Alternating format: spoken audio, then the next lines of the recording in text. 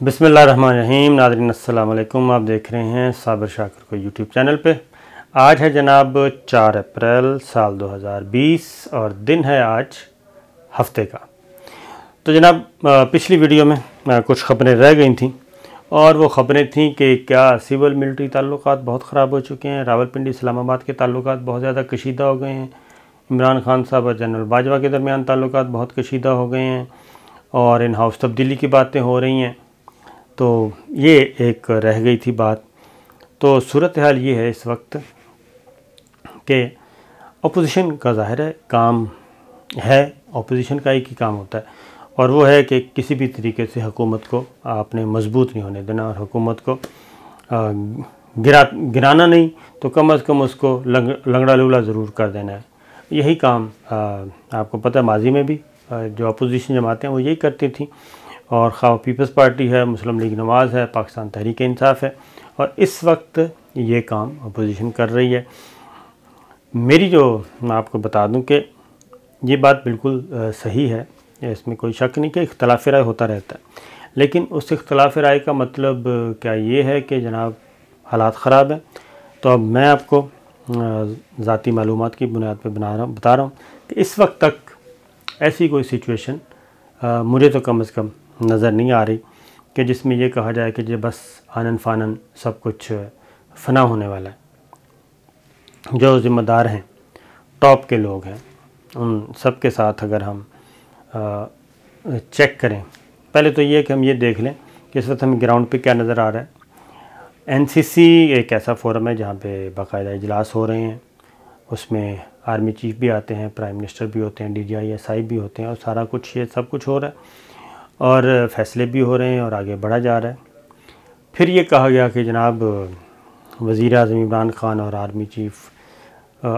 Chief अकेले क्यों गए नेशनल कमांड सेंटर में, उसमें वज़ीर-ए-आज़म क्यों नहीं थे। अब वज़ीर-ए-आज़म कुछ और मसरूफियात थी, उसका जनाब अगले दिन हमने देखा कि दोनों नेशनल कमांड सेंटर में मौजूद थे और वहाँ पे ब्रीफिंग भी ली गई और जायज़ा भी लिया गया। उसके बाद ये जो कुछ हो रहा है, ये वबाई मर्ज़ पे काबू पाने के लिए नेशनल सिक्योरिटी का इसको इशू करार दे दिया गया है। उसमें जनरल बाजवा अपनी जगह पे काम कर रहे हैं, प्राइम मिनिस्टर अपनी जगह पे काम कर रहे हैं। जहाँ सिविल हुकूमतों के ताल्लुकात अच्छे हैं और असरअंदाज हो सकते हैं, वहाँ पे सिविल हुकूमतें अपना काम कर रही हैं। आर्मी मालियाती इदारों के साथ रब्ता करना है, डोनर्स के साथ रब्ता करना है, वो कर रहे हैं। चाइना की लीडरशिप के साथ सिफारती सतह पे लेवल पे बात करना है, सिविल हुकूमत कर रही है। और ये इस क्राइसिस से निकलने के लिए, क्योंकि जहाँ पे इंटरवीन करना पड़ता है वहाँ पे जनरल कमर जावेद बाजवा साहब ख़ुद बनफ़्स नफीस करते हैं और चाइना की लीडरशिप से उन्होंने बात की और चाइना की मिलिट्री लीडरशिप से बात की उन्होंने। ये जो कुछ हमारा साजो सामान आ रहा है प्रायोरिटी बेसिस पे चाइना से, और वो इमदाद की सूरत में भी आ रहा है, डोनेशन की सूरत में भी आ रहा है और अदरवाइज़ भी आ रहा है, उसमें दोनों लीडरशिप का काम है। इमरान खान साहब प्राइम मिनिस्टर जो हैं वो इंटरनली चीज़ों को देख रहे हैं और आर्मी चीफ़ देख रहे हैं ऊपर, बाहर ममालिक से भी रब्ता कर रहे हैं। फिर जब आप आइन का आर्टिकल 245 है उसके तहत जब फ़ौज को बुलाते हैं तो फ़ौज अपने तरीके से काम करती है और इस वक्त आर्मी चीफ़ की तरफ से ये बिल्कुल वाज़ेह पैगामात हैं, हिदायत हैं कि आपने सिविल हुकूमत को इस इशू पे वबाई मर्ज़ के मामले में आगे बढ़कर सपोर्ट फराहम करनी है। वो पंजाब में भी ये काम कर रहे हैं, सिंध में भी ये हो रहा है और दीगर सूबे में भी हो रहा है। कोर कमांडर्स को हिदायत दी गई हैं, वो आगे तमाम सूबाई हुकूमत सिविल हुकूमतों से राब्ते में वो ये काम कर रहे हैं। फिर ये कहा गया कि जनाब इमरान खान साहब से इस्तीफ़ा मांगा गया। बिल्कुल नहीं मांगा गया, ये मैं आपको बता रहा हूँ। ना इस्तीफ़ा मांगा गया, ना इस तरह की कोई सोच अभी तक ऐसी है कि जनाब इमरान खान साहब से कहा जाए कि जनाब आप इस्तीफ़ा दे दें। ये बिल्कुल क्या कहना चाहिए, इसको हम फेक न्यूज़ भी कह सकते हैं, इसको हम प्रोपेगेंडा टूल भी कह सकते हैं। और ख़ास तौर पे ये ख़बरें कहाँ चल रही हैं, सोशल मीडिया पे चल रही हैं। अब हर सियासी जमात का अपना अपना एक سوشل میڈیا سیل ہے، اور مسلم لیگ نواز کا سب سے زیادہ متحرک جو ہے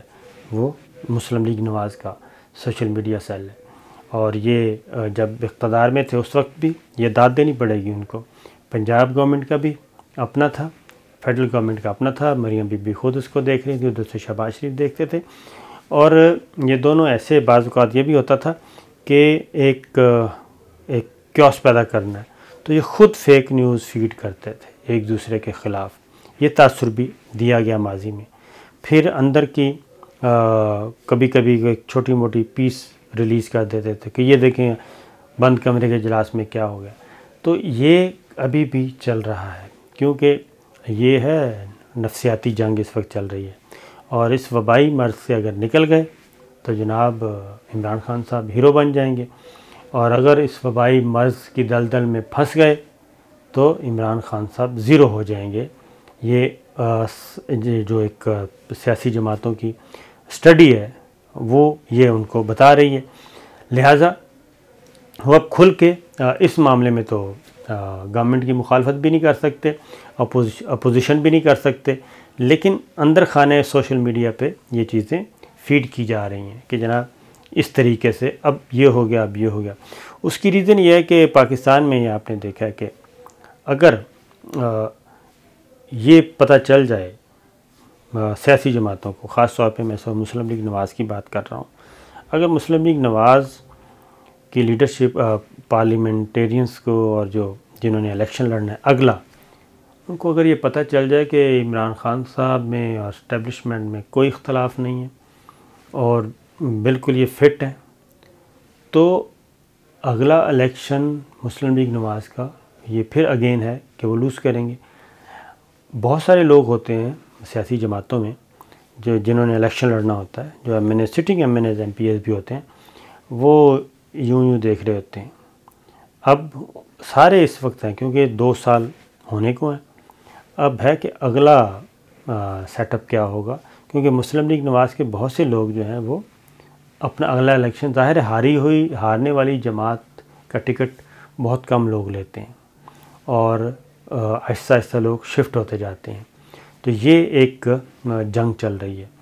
جس کی وجہ سے خبریں یہ فیڈ کی جاتی ہیں، اور یہ آپ کو پتہ ہے کہ سوشل میڈیا کے ذریعے آتی ہیں، سوشل میڈیا سے پھر آگے الیکٹرانک میڈیا اور پھر پرنٹ میڈیا، وہاں سے آگے یہ چلتا ہے۔ تو اس تاثر کی نفی کرنے کے لیے جناب کیا کیا گیا؟ کل ہم نے دیکھا کہ D G I S P R اور فردوس عاشق اعوان صاحبہ، ان دونوں نے مل کے ایک پریس کانفرنس کی، اور اس پریس کانفرنس میں دونوں نے ایک بات کی، اور یہ ان ساری جو افواہیں گردش کر رہی تھیں یہ اس کا جواب، کیونکہ ظاہر ہے اسٹیبلشمنٹ بھی ان چیزوں کو دیکھتی ہے، سول گورنمنٹ بھی دیکھتی ہے، اور جب یہ دیکھا جاتا ہے کہ جناب یہ تو ساری چیزیں اس وقت ایک ایسی چائے کی پیالی میں طوفان برپا کرنے کی کوشش کی جا رہی ہے کہ جس کا وجود ہی نہیں ہے، اس لیے فردوس عاشق اعوان صاحبہ نے اور D G I S P R نے بھرپور جوائنٹ پریس کانفرنس کی، اور اس میں انہوں نے اس عزم کا اظہار کیا کہ جناب ہم اس بیماری کا خاتمہ کریں گے اور لڑیں گے، اور اس وقت متحد ہونے کا ایک میسیج دیا۔ آرمی چیف اور وزیر اعظم عمران خان این سی سی کے اجلاس میں بھی، D G I S I بھی، یہ سارے، اور اس کے بعد پھر نیشنل کمانڈ سینٹر کا دورہ، یہ ایک دوسرا میسیج تھا۔ پھر تیسرا اس وقت کیا ہے، اب جو حکومت ڈاواڈول ہو نا، وہ آپ کو پتہ ہے کہ ایسا ہوتا نہیں ہے۔ کنسٹرکشن کمپنی کو کنسٹرکشن انڈسٹری کو، کنسٹرکشن بزنس کو انڈسٹری کا درجہ دے کیا، اور ایک بھاری بھرکم ایک ایمنسٹی آپ کہہ لیں کہ ٹیکس ایمنسٹی دی گئی ہے تاکہ یہ کام آگے پھلے۔ اور اب 14 تاریخ سے خبر جو یہ ہے وہ یہ ہے جناب، اب یہ نمبرز اگر اسی طریقے سے ہمارے کنٹرول میں رہے یہ وبائی مرض کے بارے میں،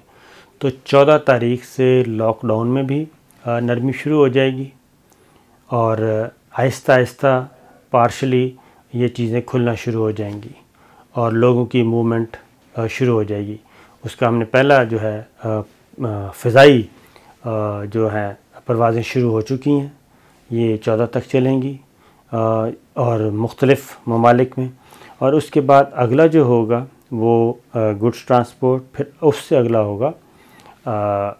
جو نارمل پبلک ٹرانسپورٹ ہے اس کو، اور پھر یہ معلومات کی روشنی میں بتا رہا ہوں کہ پارشلی مارکیٹس بھی کھلنا شروع ہو جائیں گی، جیسے فارمیسیز تو آپ کو پتہ ہیں، ریسٹوران جو ہیں کچھ کھول دیے گئے ہیں ٹیک اوے سین کے لیے، اسی طریقے سے منی ایکسچینج والوں کو اجازت دے دی گئی ہے، ایزی پیسہ ان کو دے دی گئی ہے، بینکس کھل چکے ہیں۔ 14 تاریخ کو کنسٹرکشن انڈسٹری بھی بھرپور طریقے سے آئے گی، اور اس سے جڑی ہوئی 40 انڈسٹریز جو ہیں وہ اپنا کام شروع کر دیں گی، یہ چیز۔ اس کے بعد ایک خبر ہے جناب کہ وزیر اعظم عمران خان ایک بہت بڑا کام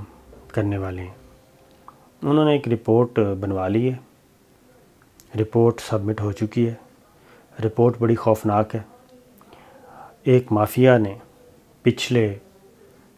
5 سالوں میں 2 سال یہ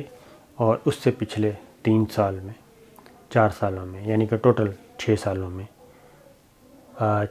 30 ارب روپیہ قومی خزانے سے اس کارٹل نے نکالا ملی بھگت سے، اور ایسے دستاویزی ثبوت مل گئے ہیں کہ وہ اس سے بھاگ نہیں سکتے، اور اس میں بڑے بڑے نام ہیں جنہوں نے یہ کام کیا، اور اس میں جو 30 ارب روپے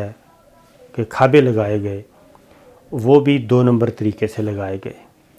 وہ رپورٹ آ چکی ہے، اس رپورٹ کو رکوانے کے لیے اس کارٹل نے بڑی بڑی دھمکیاں دیں، اور انہوں نے کہا ہم یہ کر دیں گے، ہم وہ کر دیں گے۔ وہ صاحب نے پرائم منسٹر کو بتایا، پرائم منسٹر نے کہا کہ